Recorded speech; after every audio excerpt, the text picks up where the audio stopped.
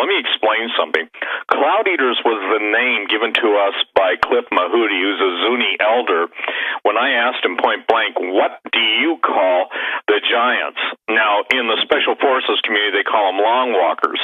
But cloud eaters simply means if you're like a 6-foot guy looking up at an 18-foot giant, you're going to see literally on a cloudy day, it's going to look like his head is in the cloud. And why they call them eaters is because, what we're going to talk about tonight is the fact that cannibalism has come full forward now, full circle, with even some of the lead scientists saying it's a good way to increase the protein source on Earth.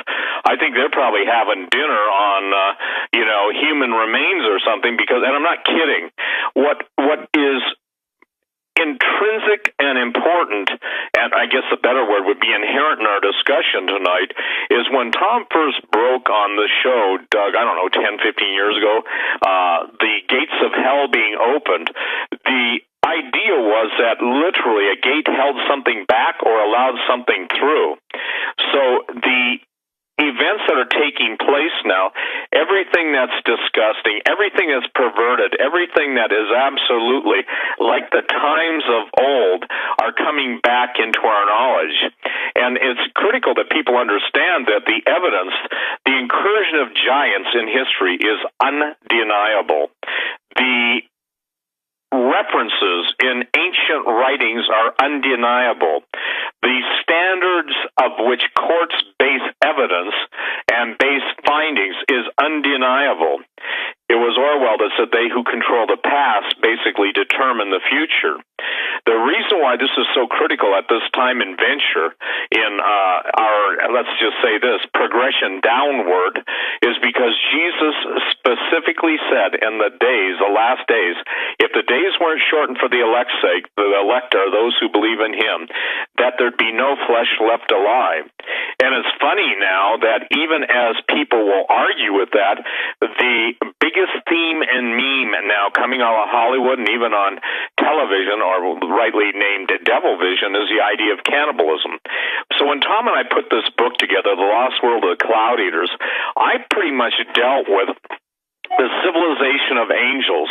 A lot of people have a misunderstanding of angels. A lot of people have a hard time to reference angels. The idea that we're dealing with pre-flood or antediluvian and a pre-judgment period that some people call pre-Adam, some people call prior chaos. The point is that what we've done in this book, all 505 pages, is take it from the beginning of the beginning. Now, Genesis, it talks about the world being in a state of chaos without form and void, and those words are tohu and bohu. But in the book of Isaiah, it said that God did not create the earth void. So where is this dichotomy? Is this a contradiction? Not at all. Because the angelic civilizations that even the Sumerian Table of Kings goes back almost 250,000 years, there's a difference in the size and reign of the kings. Some of these guys reigned 36,000 years, and everybody tries to put it into the understanding that, this is a misplaced decimal system, et cetera, et cetera. But what most scholars will not deal with or touch is that in all the different Babylonian, Assyrian, Assyro-Babylonian, and all the myths, legends that came forth after the plains of Shinar and Nimrod's attempt to build a tower, who reached into heaven, which was nothing more than a gate. Before Genesis, the book of Genesis speaks specifically that God divided the continents, if you will, in the days of Peleg. All of these things are focusing on what we're going to talk about and what we deal with in our book. The catastrophic nature of what happened to the planet Rahab. I think what most people are going to get from this book, Doug, is the fact that from the beginning to the end, Jesus told us what it was going to be like. There are ancillary accounts, but but the New Testament and the Old Testament and the New Testament refers to this time period, that they're very concise in what's going on. You cannot escape that there's a war going on. We see wars on earth as a reflection of wars in heaven. We see obviously the serpent which stood erect in the Garden of Eden until God cursed it to crawl on its belly is even the name of the United States, if you will, the Americas, Amaruca, land of the plumed serpent. When Tom and I were in the desert Southwest, they described the entities that came through the gates that they currently open today. And for the record, if everybody wants to see, and look, it's not like the Stargate series, but a photographer friend of mine who was down the Grand Canyon, interestingly enough, a couple weeks ago, took the picture of a 13-foot tall, hollowed out, not a cave, but almost like a, if you will, a pear shape, not a pear shape, but I guess you'd say almost an oblong indentation or added in the side with a piece of wood stump there that evidently somebody goes to communicate with spirits. So where this leads and where this started, literally we've been all over the desert Southwest. Tom and I are mutual film teams, film crews. We've joined together our talents, and while we've been on parallel tracks for pretty close to 20 years, it seems like the Lord in His mercy is bringing this stuff together. Now, people ask me, why do you guys focus on this? Why don't you deal with just winning souls? Why don't you deal with this, that, and the other thing? You know, the reason we do what we do is because we're both called to do it. Jesus said men's hearts failing them for looking after those things coming upon the earth. People get upset when you talk about the days of Noah. They said, well, there's just violence. We're talking about violence that is carried down genetically. And even, I think a couple days ago, Doug, I don't know if you saw it, and Tom, maybe you saw it, but they've proven that nematode worms even have 14 generations of memory.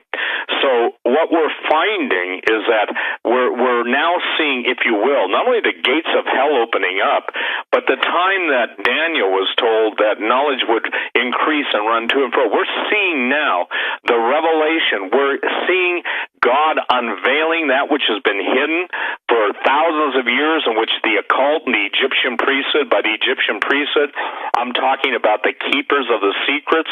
All of these things we're dealing with bring together or brought us together in the desert Southwest, as well as the islands of Sardinia, the islands of Malta, the islands all through the Aegean, even into North America, which again is called Amaruca, the land of the plumed serpent. So this is probably the most complete and concise pre-flood and post-flood presentation of why myths, legends, and all of even the church fathers referred to this time period, and why it's critical for everyone to understand, because there's going to be a compelling series of events that's coming on the scene, and it's going to cause people to doubt their faith, to doubt the Word of God, and an entire contra-Genesis position is going to be put forth for people to believe in all the artifacts which the secret societies and the power brokers deal with on the black market and draw occult powers from. That's their words, not mine. They're going to be brought forth, and they're going to lay out a compelling series of artifacts, evidence, and new findings, just like what's going on in the Antarctic. And by the way, you know when you've got all the heads of the intelligence agencies, the primary intelligence agencies, meeting in New Zealand, and they could basically go someplace in the mountains of Colorado, you've got to ask yourself why. So with no further ado, I'll turn it over to Tom, and we're really excited, ladies and gentlemen. The Lost World of the Cloud Eaters, we'll deal with the other issues that we're going to be talking about, but right now we're going to focus on the book for this first hour, and then the second hour we'll focus on the DVD/the book, and then the third hour we'll tell people why the conference in Branson, Missouri in September is unlike any other conference. It's because our focus is singular and is bringing together, in my opinion, some of the most detailed researchers and well-written and well-placed research that's ever been undertaken. And it's like, in my opinion, God has raised up these men who will be in Branson for such a time as this. Go ahead, Tom. Welcome. Hey, so good to be on the radio again with Doug and Joe and Steve Quayle, and thanks for having me on the program with you. Yeah, I mean, without doubt, this is the biggest thing we've ever done. And, a lot of people think, Steve, that you and I have written numerous books together. And actually, we never have published a book together. This is the very first time we've ever done it. And it really was just a series of events from, a former spokesperson for the Smithsonian and a 20-year museum curator by the name of Michael Herring, me just having almost an accidental meeting with him, and then, you and me and him corresponding between the three of us, and the doors that he opened for us to meet with the tribal elders. By the way, these are the leaders of the tribes, not Johnny-come-latelys. These are absolutely the governors of the nation, which among the Hopi, the Zuni, this just does not happen. They're very suspicious of white people. So for us to get the opportunity, and then the stuff that they revealed, which we'll get into some of this tonight, but I mean, it was so amazing, so groundbreaking. I mean, one of the first things for me, Steve, that was eye-opening was how we learned from Michael Herring and then from the tribal elders that we met secretly with for a week this last year, how there are secret societies among the tribes. You mentioned secret societies a moment ago, and you and me both would mostly mean by that things like the Freemasons and whatever. I did not know that there are secret societies among the Indian tribes, and when Michael Herring first brought that up, and he said, yeah, think of it as an Illuminati among the Native American nations, compare it to the Freemasons. And then, when we started learning about it, we learned through him and the tribal leaders that one of the secret societies is called the Giants Society, and these are the people, some of whom were at that table with us, including medicine men, that, they claim to communicate with and bring up the spirits of the giants. One of the men that was with us there that day, his wife talked that very day about bringing up one of the giants and visiting with it. Some spooky stuff, right? But they also claim that they protect the giant remains, the skeletons, the bones, the technology that belong to them, including the ancient Stargate, which they roughly described to us where it's at, and I'm hoping we're going to have a follow-up excursion to that location. Angelic technology, basically, in a secret place that was roughly described to us, and that I'm not going to go into, but I do think you go into it in the documentary film, part of your documentary. And then, of course, the book, Unearthing the Lost World of the Cloud Eaters, which is 505 pages, as you say, and you wrote 250 pages. The whole, for the listener out there, when you get this book, the whole first section is dealing with pre-flood, even pre-Adamic creation, technology of the angelic world. And so Steve does 250 pages of fascinating research, and then I pick it up from there and talk about from Genesis 6 and forward, as well as what we learned here among the Pueblo tribes in the Four Corners area of the United States this last year, and then compare that to what we know from biblical chronology and history. And anyway, what a gigantic project. And it wasn't just me and Steve Quayle. For the listener, you should know that Steve had an entire team of investigators. I had an entire team of investigators. We're talking about carloads of people flying in with helicopters into the Four Corners area of the United States, spending a week with the tribal elders. It's such a gigantic project. But we also literally did uncover previously undisclosed and unpublished information about the lost world of the Cloud Eaters, and that's what the documentary film and the book reveals. In fact, it's such a big project that Steve decided that we literally have to have a conference in September, and later on Steve will tell you about that. Anselm P. Rambla, L.A. Marzulli, Timothy Alberino, Dr. Michael Lick, Dr. Langford, Derek Gilbert, all these people going to be in Branson, Missouri. And when Steve gives you the information about that, you're going to want to check into it really quickly, because Gordon MacDonald, who used to organize the Strategic Perspectives Conference for Chuck Misler, my friend, after Chuck Misler retired, Gordon left that organization, and he's now working for Steve Quayle on this project, and he's been telling us that the sales are more than brisk. In fact, we know that with this being the very first radio show that we've done mentioning this conference, nothing else, just a couple of Facebook posts and things like that, it's already half sold out. And the venue, which is the mansion, the beautiful Mansion Theater in Branson, Missouri, can hold 3,000 people, and we know it's going to completely sell out before the event. So this is going to be something that you're not going to want to miss. And we're talking right now with Jim Baker about maybe also co-sponsoring that and having some programs filmed on the Jim Baker Show so that people who are at this conference can go the day after over to Morningside and be part of the live audience over there. So anyway, giant, humongous project, but I couldn't be more excited. I mean, Steve, I could have hardly imagined this last year when I here packed up my off-road vehicle and we ventured into the four-corner area of the United States, how much that trip was going to pay off, or the doors that were going to be open and the unanswered questions that were going to be raised. But the bottom line is, when all was said and done, my crew, your crew, we got answers that is going to demand that the history of America be rewritten. I mean, you won't be able to face this evidence and still believe that America at one time, before Christopher Columbus landing at San Salvador Island in 1492, that America had been hermeneutically sealed off from the rest of the world. You're going to learn that that absolutely is untrue. There is a significant evidence, both pictorial, textual, and otherwise, to the contrary, diffusionism that does already and is going to confront scientific orthodoxy. And as a matter of fact, we may even get a sit down with the Smithsonian that's interested in some of this information. The bottom line is there's archaeological sites, artifacts, photographic evidence, all of it that suggests several things. Number one, that numerous pre-Columbian seafarers traversed the Atlantic Ocean and interacted with early Native Americans.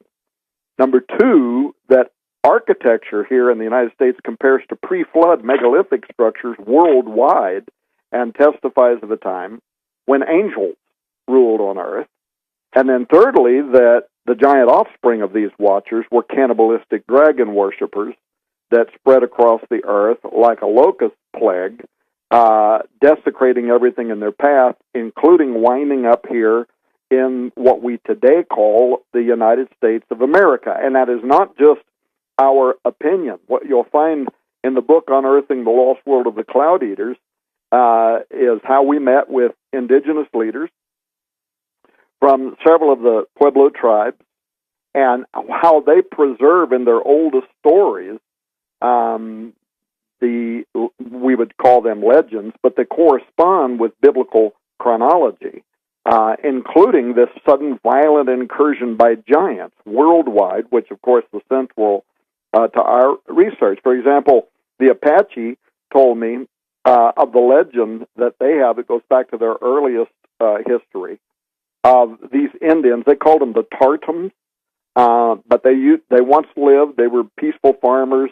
They were in the area of Mount Graham, actually, in Arizona, which we covered a lot of that in some of the works I did with Chris Putnam. And by the way, if there are people listening to this program that don't know this, Chris Putnam passed away at 51 years of age just a couple of months ago. And so Chris is gone, but he leaves behind the research and work that he produced that we believe will continue to minister to people for a long time. Him and I went to Mount Graham. That's why I raised his name. But they tell this story of the Indians that lived in that area and how all of a sudden, at the same time, by the way, that Moses on the other side of the world is writing in the Pentateuch, there were giants on the earth in those days. Here in the Americas, these what they call the Jindupids. They describe these things as Goliaths. They're so big they use tree limbs for toothpicks, and they're led by this massive humanoid type thing called Evilkin, who allegedly came from the area around the Gulf of Baja. But those giants were wiping out the Tartans. So they ran, they hide themselves on the ground in the mountains. They cry out to the great Creator God, and He sends a flood that covers the earth. And their story around this matches narrative. So a minute ago, Steve, when you said some people ask why we talk about this kind of stuff, it's because it supports Scripture. It collaborates, if you will, that these global events that are talked about in the Bible are not myth. They did happen, and people in cultures around the world in their own way recorded those events as happening right when the Bible says that they did, including the fact that the flood was sent because giant marauders were terrorizing and cannibalizing people around the world. And so some of the way that the American Indians tell the story is it's translated according to their world view, and so we would think of those parts of it as mythological, but for the most part, it's remarkably thematic, if you will, coherent with the Bible's book of Genesis, chapter 6. The Apache creation myth is interesting in another regard as well, which we learned about, in that a particular version of it talks about the one who lives above, who descends down over the mountain in a flying disc at the start of creation, in the beginning, when nothing existed. And this Creator, riding upon this heavenly disc, as they describe it, sounds literally like it's taken out of the Bible, where it describes God in the same kind of language. There's a dragon with the power of speech who beguiles mankind, teaching them to use their kivas, their underground rooms where their prayers and rituals were made, to practice witchcraft and sorcery, what the Bible calls pharmakia, the effort to use mind-expanding drugs to put yourself in contact with those who are on the other side of the gateway, and how this played a role in the opening of supernatural gateways in pre-Columbian American history, through which the giants came and terrorized the early Americans. So now Michael Herring, who I mentioned briefly a moment ago, he was an American Indian Museum curator for over 20 years, and that's how he was also, when he was also an Indigenous art PhD for the Smithsonian, and gave lectures at the Smithsonian for many, many years on that subject matter. And he's probably listening to this program tonight, and if he is, hi, Mike, and kiss your beautiful wife for us. But through him, we were able to get a private, week-long secret meeting toward the end of last year with the leaders of the nation. And the one you mentioned a moment ago, Mahudi, again, no Johnny-come-lately. He was the head of tribal affairs to the United States government for decades. And he's in your documentary film talking about things. In fact, I thought it was funny because part of when you're filming him, the other native tribal leaders are sitting there and their eyes are wide because he's giving up secret, private information that's not supposed to be shared outside of the tribe. And he looks right at the camera and says, I'm old enough. I've been around long enough. What are they going to do? Kill me? I'm just going to talk about this stuff. And some of the stuff he gives up is unbelievable, which I'm not going to talk about because I don't want to ruin the content of the documentary film. So I'm only going to hint at that and what's in the book and so on about the Cloud Eaters and what has until now been very highly guarded Native American information regarding locations, stargates, the bones of giants, and so on.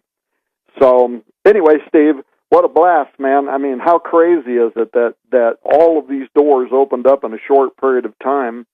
And I drove into the Valley of the Gods while you and Timothy and your team are flying in a gigantic helicopter. And we got some great footage of that event.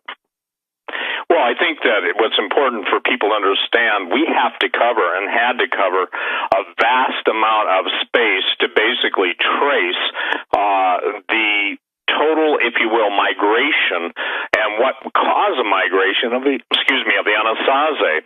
Now, I want to share something too. When we were talking about all this stuff, the question that kept coming up, Tom would look at me across the big table we're all seated at and probably see me ready to jump out of my skin, because what was interesting to me is with the history that the Native Americans possess of the giants eating their people, they still venerate them. And they told us, and this is something that people need to understand, that now, in contemporary time, this isn't old stuff. The giant societies get together at periodic times and open the gates, and the giants tell them they're coming back. Now, why they can't come through yet, I don't know. It's probably to do with God's timing. But what we were able to do is basically place and put together a thread of history that, quite candidly, the official narrative has always tried to avoid. There are specific proteins found in the scat of animals and humans that indicate that cannibalism, when you eat human flesh, only specific proteins can be tagged, identified, and analyzed that would be indicative to flesh eaters. Now, here's what's interesting. Most people have got to understand this.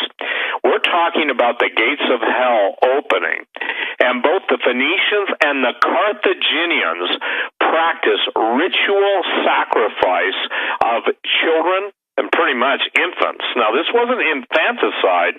This was absolutely a ritualistic slaughter of children.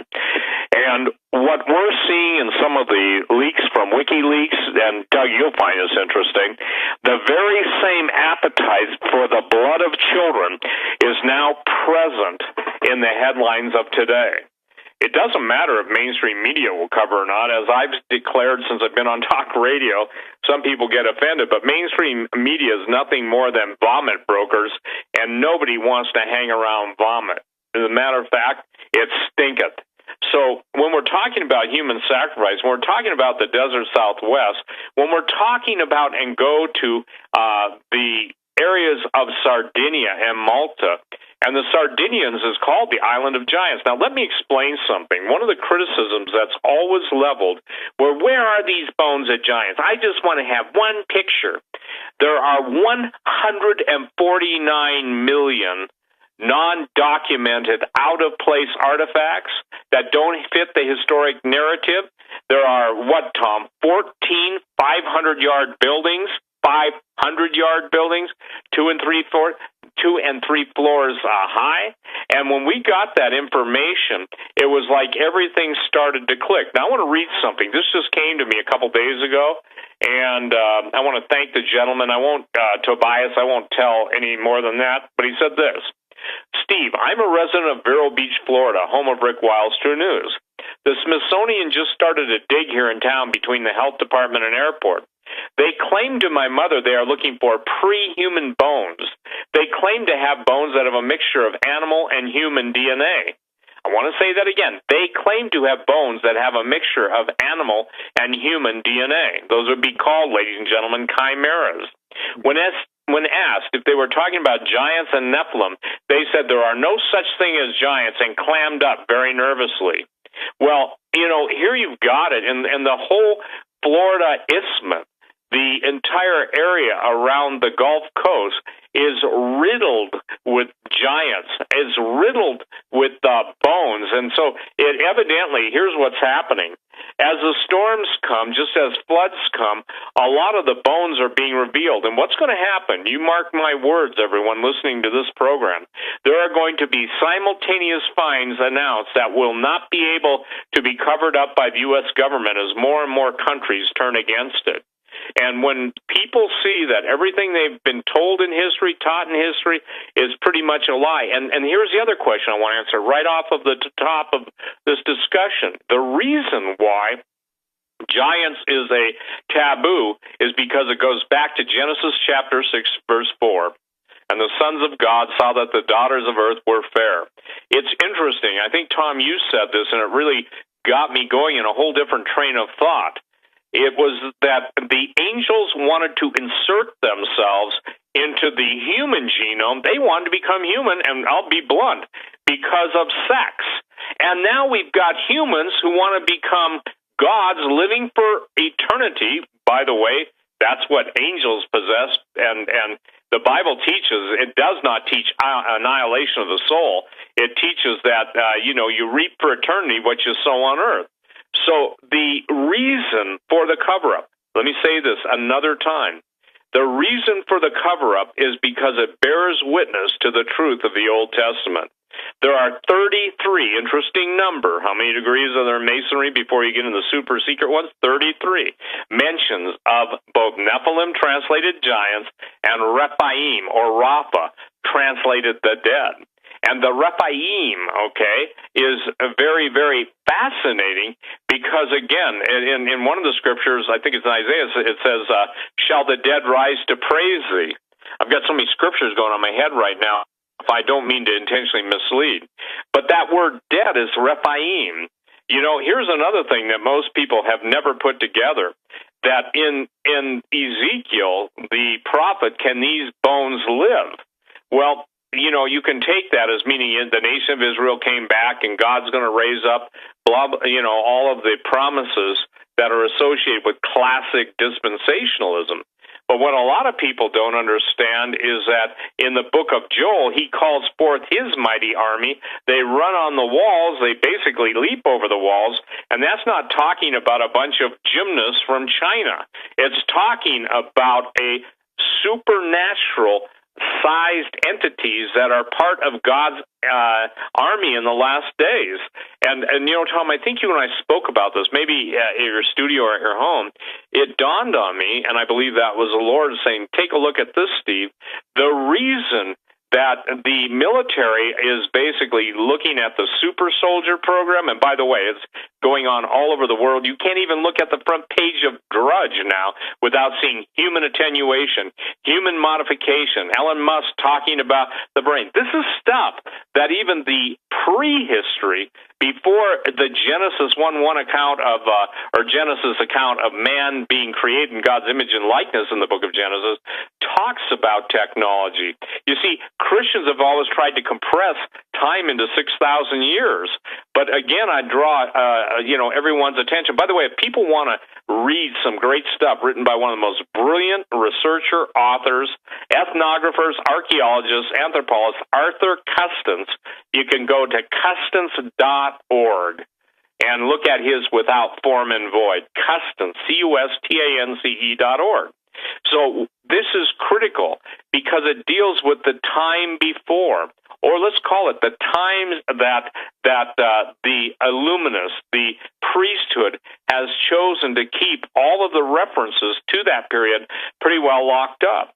So, ladies and gentlemen, when we were concurrently putting together True Legends, the third DVD called The Holocaust of Giants, we originally started out with the title There Were Giants, but the Holocaust of Giants, the more that Tom investigated, the more that he went in, and I'll let you talk about the Sand Canyon incident. And for the record, we saw direct intervention by shadow people and shadow government with one of the people that Michael Herring had set up to talk to us, because if this isn't a fair statement, Tom and I are on camera, which you'll see in the DVD, talking about it, and boy, were some of the people in the National Park Service upset because it didn't fit at Mesa Verde, their common reason why the ruins there were abandoned. So, Tom, isn't it interesting that in all of your research, the Sand Canyon incident now was a curator of that whole find in the grisly, if you will, dismemberment and cannibalism of the Native Americans, that someone tipped them off not to talk to us? Go ahead, sir. Well, yeah, I mean, absolutely. And by the way, people should know that I vetted Michael Herring, and I was able to find extensive documentation of his life and career as a curator, as a spokesman for the Smithsonian, as a PhD in American Indian art. Of course, the proof in the pudding for me and you, Steve, was the people that he got to sit down at the table with us, which we'd have never otherwise been able to meet with, but they had been friends of his for many, many years. So when I pointed out the Sand Canyon Pueblo dig, which had turned up very large Anasazi bone remains, gigantism, double row teeth, polydactyly, they had 6 fingers, 6 toes, these mutations that they dug up out of Sand Canyon Pueblo, and the report, of course, was published on one of the Colorado University web pages, and I had read it and pointed it out to him. He got a hold of the people. They knew him. They knew him from years ago. By the way, there's even books written by him that were published by the Smithsonian that are at Amazon. But he set it up for us to meet with the people that had dug up those bones, and the bones, of course, were repatriated, which is a law that was passed in the 1970s, where you have to surrender the bones back to the nations, and then they're supposed to take those bones and rebury them. But they had the photographic evidence, all of the details about the double row teeth, all that, which is in the report. By the way, I can send that report to somebody if they want to email me. They can read the university's report on it. But we wanted to know about these unusually large mutations that they had dug up that were the remains of ancient Anasazi. So they agreed that they were going to meet with Steve and I and our team, our research team, and then all of a sudden, man, I don't know who said what to who, but all of a sudden they pulled out and said, no, thank you, don't call us no more, don't talk to us no more, don't anything. And so tonight I think we should disclose to the listeners some of the breakthrough information that we nevertheless uncovered on the topic of cannibalism, because there was the evidence of cannibalism there at Sand Canyon too, and the ancient secrets of giants' resurrection, and this key connection to what happened to the Anasazi. So we'll get into that in a moment, because you raised the whole issue of cannibalism a couple of times, but also, Steve, because you mentioned the Smithsonian storage buildings, I have a request in right now through Michael Herring to meet with one or more of his old Smithsonian curator friends that are still working today at the Smithsonian to ask, straightforward, let them answer any way they want, is there any truth to the conspiracy theory that their museums, their research centers that are administered by the government of the United States are hiding, concealing the bones of other spectacular giants that were removed from burial mounds in our nation's earliest history. Now, we're working right now to set up that interview, and there is a chance that we are going to get it. In fact, I'll read you just a clip out of Michael's latest email to me. Very promising. He writes this. He says, Tom, I finally was able to make contact with one of my Smithsonian friends, Dr. Bruce. Now, by the way, he gives his last name, but I'm going to withhold it right now for Dr. Bruce's own privacy. I was able to talk to Dr. Bruce yesterday. He was one of the initial directors of the Museum Support Center, one of the Smithsonian's vast state-of-the-art warehouses, the size of 5 football fields and 2 and 3 storages high. They have 14 of these throughout Maryland and Virginia, which house more than 149 million objects. He could give us a lot of great background information, but most importantly, and I get what he says here in this email, most importantly, he just gave us a green light with regards to a philosophical approach to other Smithsonian staff that I know who might prove most interested in helping us to try and locate the giant bones. Bruce believes that scientific anomalies that could not be made sense of, like the giant bones, were stored away in these warehouses. He believes that searching the collections now for the bones of the giants is a valid investigation. We just need to talk to the right people. I hope to speak to 2 current senior Smithsonian staff members tomorrow, end quote. So you can imagine how excited I am to know that there really is a good chance, either before we release our new book and documentary in 3 weeks from now, or right after that, that we may finally have the chance to get to the bottom of one of America's greatest mysteries and the role that the Smithsonian played, or continues to play, in regard to a cover-up. Now, for those that don't know what the Great Smithsonian cover-up entails and how it's connected to the secret locations of giant bones, this is something that we deal with in great detail in the upcoming book, Unearthing the Lost World of the Cloud Eaters, including some of their own official reports that detail the giant remains of extraordinary size humans, their own reports from their own archives. So, again, this was information that I had heard talked about in conspiracy circles on the internet and whatever for many, many years. but I had never actually seen or read evidence of what was dug up from underneath the burial mounds, other than very old newspaper articles. But I had never seen the evidence supported by official documents of the Smithsonian Institution until we got into this research. We reproduced that stuff in the book, Unearthing the Lost World of the Cloud Eaters. And let me say something here early on. If a person clicks on the Hagmann ad there that shows the copy of the book, or if you go to skywatchtv.com today, you'll see the video trailer up there talking about the documentary book. The book. We don't have the trailer yet. I'm waiting on that from Timothy Alberino and Steve Quayle. We don't yet have the trailer for the documentary film. I understand it's coming very soon. But the trailer for the book is up there.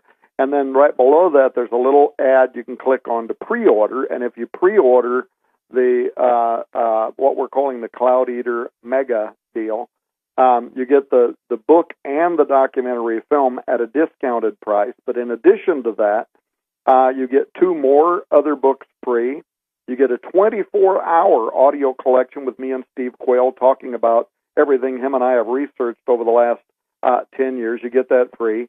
But also, on checkout in the store, and we're only doing this for the Hagmann and Hagmann program, if you type in the promo code, either in the comment section or where it asks you for the code, if you type in Hagmann-Enoch, I'm going to have the warehouse also include the brand new hardback collector's edition of the Book of Enoch, which has the first ever narrative about how the giant cloud eaters arrived on Earth. So it's like over $200 worth of stuff we're going to give you for free if you pre-order over there. So just be aware of that. Also, sometime tonight, if we possibly could, I'd like to talk about, is there something that we can do to cause people to send in a donation to Hagmann and Hagmann? Because I got to tell you, folks, you're listening to this program. The Hagmanns don't ever beg for money. In fact, I'm probably embarrassing Doug by even bringing this up. These guys work their butt off. They never stop.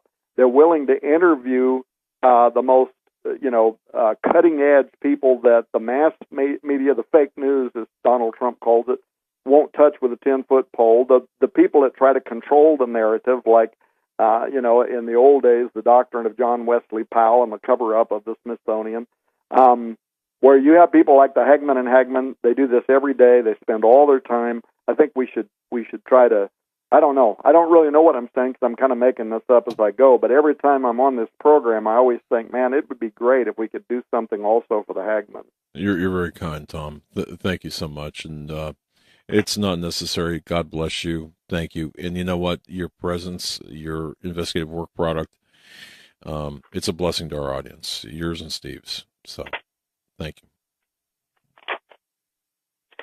Hey, Doug, one of the things I think is critical for people to understand, too, is that what we're seeing right now throughout the mainstream news media, what we're seeing on the alien disclosure, as a matter of fact, Tom, it was pretty interesting because, Cliff Mahooty, who basically rattled everyone's cages, and God bless you, Cliff, I mean, seriously, he has an alien bolo tie, and you'll see that. And what was interesting after we were pulling out of where we're Mesa Verde and having to go some other places and film, one of the Native American elders came up and said, "Oh, by the way, I was abducted." And I looked at him and I said, "By aliens?" He said, "Yes."